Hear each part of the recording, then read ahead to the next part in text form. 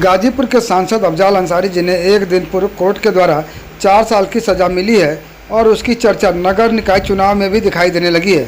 इसका फायदा भारतीय जनता पार्टी के द्वारा उठाया जा रहा है।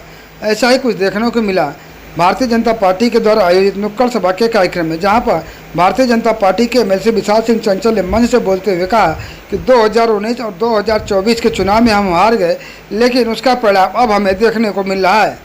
उन्होंने मंच से बोलते हुए कहा कि 28 अप्रैल को एक कार्यक्रम में मैंने कहा था कि आपने ऐसा सांसद चुन लिया है जो पोटली खोलकर 4 सालों तक किसकी शादी और लग्न है यह नहीं देखते थे, सिर्फ यह देखते थे कि हमारी इस मुकदमे की तारीख कब है। और वो अपने कार्यकर्ताओं से भी बात नहीं करते थे, बल्कि हमेशा हाई कोर्ट, सुप्रीम कोर्ट के वकीलों से ही बात करते थे।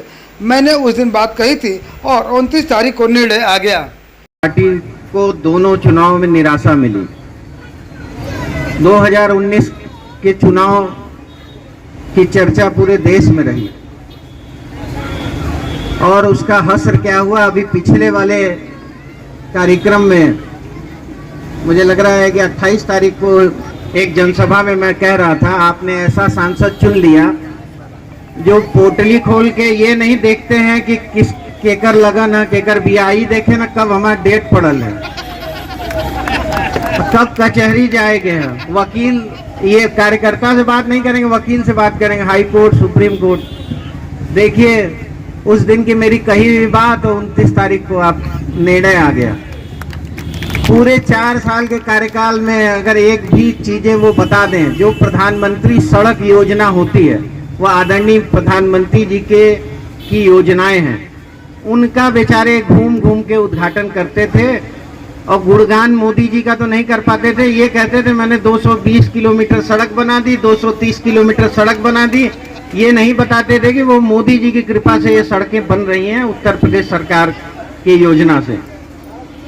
और 2022 में दोस्तों हमारी बहन यहाँ से लड़ी।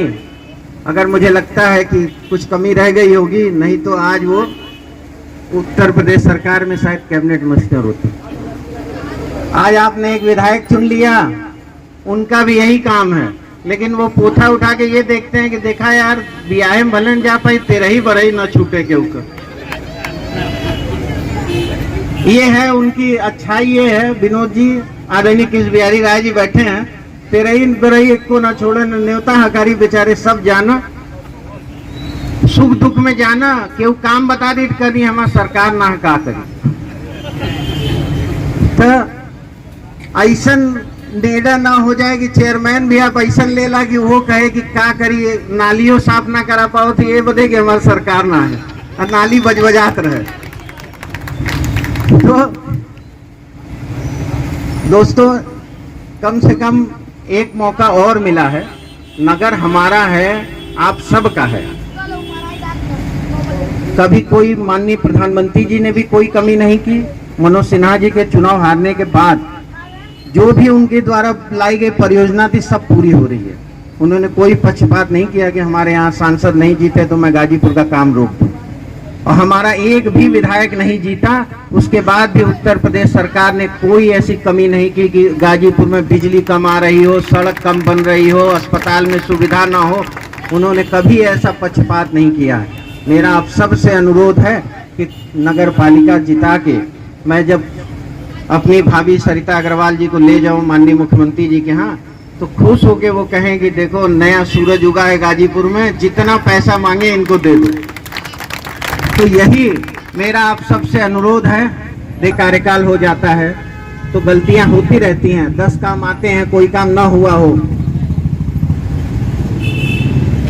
लेकिन मेरा एक चीज मैं बता दूं आपको कि आप विनोद अग्रवाल जी से नाराज हैं तो किसी चौराहे पे उनका हाथ पकड़ सकते हैं कि काम ना किया, लेकिन जो सपा का प्रत्याशी है उसका आप हाथ पकड़ सकते हैं?